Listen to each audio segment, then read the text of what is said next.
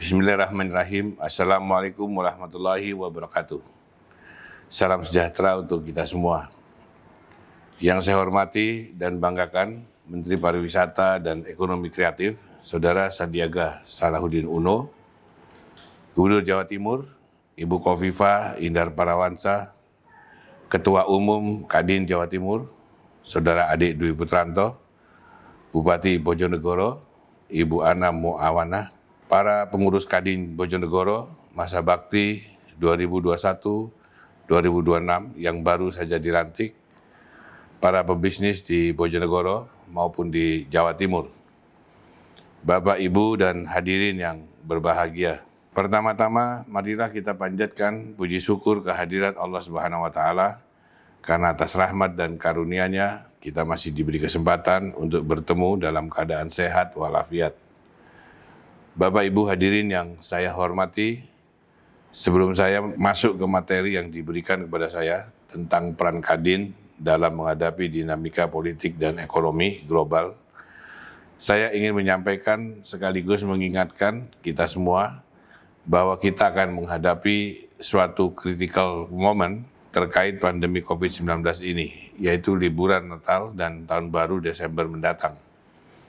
Saya berharap kita semua dapat menahan diri untuk tetap menjaga momentum melandainya pandemi COVID-19 ini dan berharap jangan sampai terjadi gelombang ketiga pandemi di Indonesia. Kita sudah mengetahui dan merasakan sendiri bagaimana dampak dari serangan pandemi ini. Hampir semua sektor, terutama di sektor kesehatan dan ekonomi kita babak belur, yang dampaknya sampai ke sektor sosial dan lainnya. Jangan sampai proses recovery, kebangkitan, dan pertumbuhan ekonomi yang sedang berjalan kembali mundur akibat serangan gelombang ketiga, akibat dampak dari liburan Natal dan Tahun Baru, seperti sudah kita alami saat liburan Lebaran kemarin. Sebab jujur saja, proses vaksinasi di Indonesia angkanya belum menyentuh target untuk menciptakan kekebalan kelompok. Dan serangan gelombang ketiga sudah terjadi di beberapa negara dunia, termasuk Rusia dan beberapa negara di Eropa. Bahkan tetangga kita terdekat, Singapura juga mengalami tanda-tanda adanya peningkatan kembali angka COVID. Semoga kita semua, khususnya pemerintah, mampu mengambil langkah preventif dengan memastikan upaya-upaya agar Indonesia tidak terdampak dari gelombang ketiga pandemi COVID-19. Bapak, Ibu, dan hadirin yang saya hormati, dinamika politik dan ekonomi global memang fenomena yang wajib kita cermati dan baca, karena sebenarnya jauh sebelum terjadi pandemi COVID, tren bisnis dan perekonomian global telah berubah. Sejak tahun 2015 di Indonesia terjadi perubahan pola kerja, perubahan proses bisnis, perubahan etika kerja, dan perubahan SOP dalam bekerja.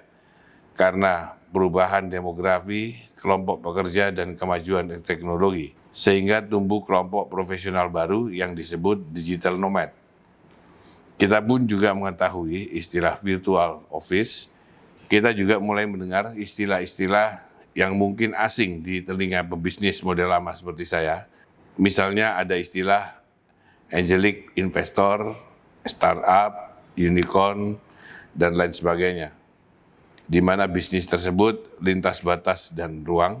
Sementara pebisnis lama seperti saya atau investor di dunia fisik masih berpedoman pada basis teritorial, sehingga masih berkutat dengan istilah-istilah tata ruang dan tata wilayah, kawasan ekonomi khusus, kawasan 3T, ZEE, dan sejenisnya.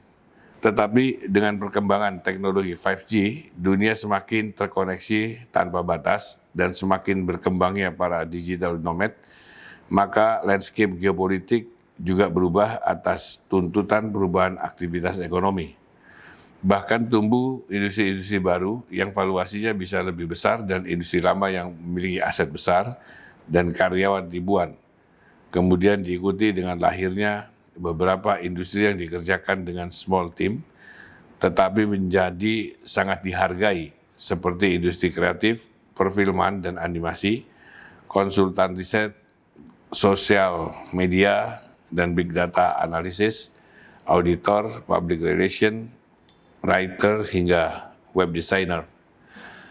Fenomena ini akan terus berkembang dan mengalami percepatan akibat revolusi teknologi.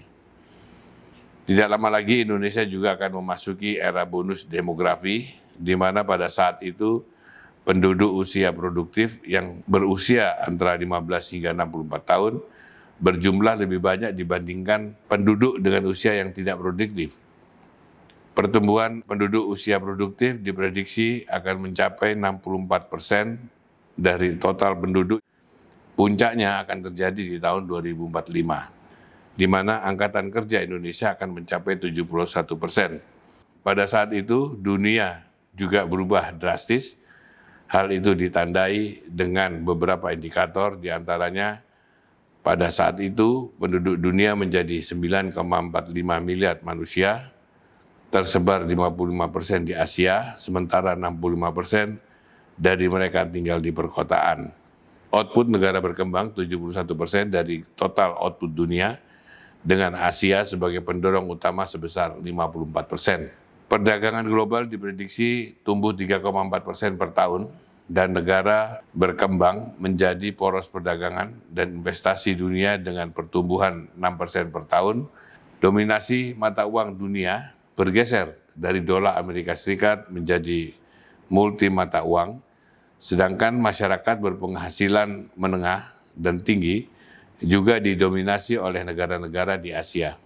Tren perubahan teknologi didominasi oleh teknologi informasi dan komunikasi, bioteknologi dan rekayasa genetik, smart teknologi, energi terbarukan, otomasi, serta artificial intelligence.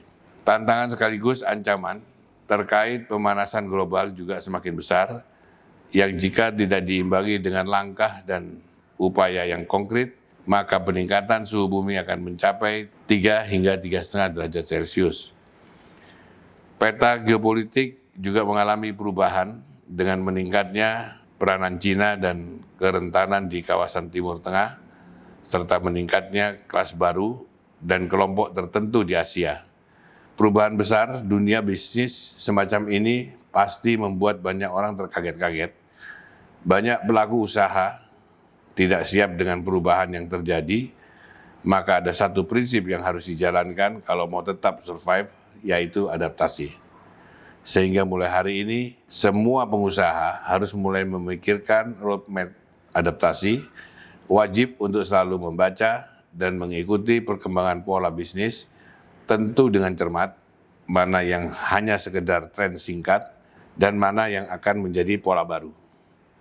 Karena itu, negara juga harus hadir untuk memberikan kemudahan bagi dunia usaha untuk membaca peluang dan tantangan, menjaga iklim dunia usaha dan industri tidak bisa hanya diserahkan kepada Kadin, tidak bisa negara hanya memberi kemudahan berusaha tanpa memberikan arahan dan pendampingan, terutama bagi usaha kecil dan menengah, termasuk memberikan informasi yang jelas dan terukur tentang market size, apakah masih tersedia atau sudah penuh.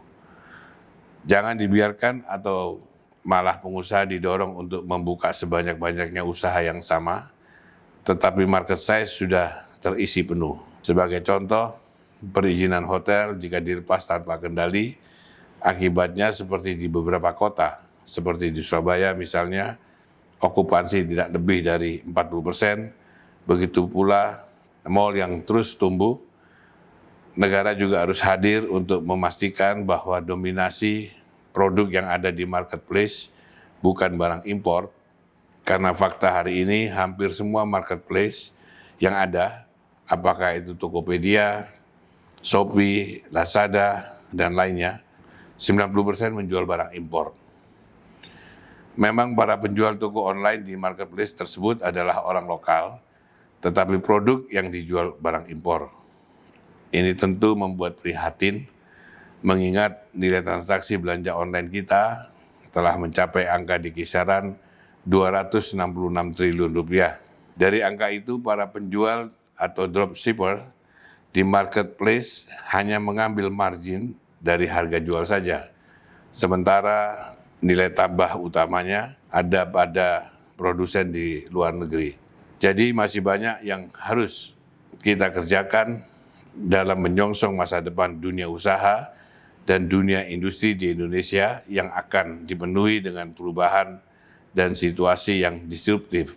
Karena itu, dalam beberapa kesempatan, saya selalu mengungkapkan pentingnya kita membangun kekuatan dan kedaulatan di sektor-sektor strategis, terutama ketahanan kita di sektor pangan, termasuk melakukan upaya yang sistematis untuk menjadikan desa sebagai wilayah terkecil, sebagai kekuatan ekonomi. Jangan sampai terjadi saat kita memasuki era ledakan jumlah penduduk usia produktif, tetapi lapangan pekerjaan tidak mampu untuk menyerap. Jika hal itu terjadi, maka bukan bonus demografi yang kita dapatkan, tetapi bencana demografi yang kita hadapi. Kiranya itu yang dapat saya sampaikan. Selamat kepada para pengurus Kadin Bojonegoro masa bakti 2021 sampai dengan 2026. Semoga peran Kadin yang sangat penting dalam memastikan iklim dunia usaha dan dunia industri dapat berjalan dengan maksimal dan mendapat dukungan penuh dari pemerintah Kabupaten Bojonegoro. Wabillahi taufiq wal hidayah. Wassalamualaikum warahmatullahi wabarakatuh.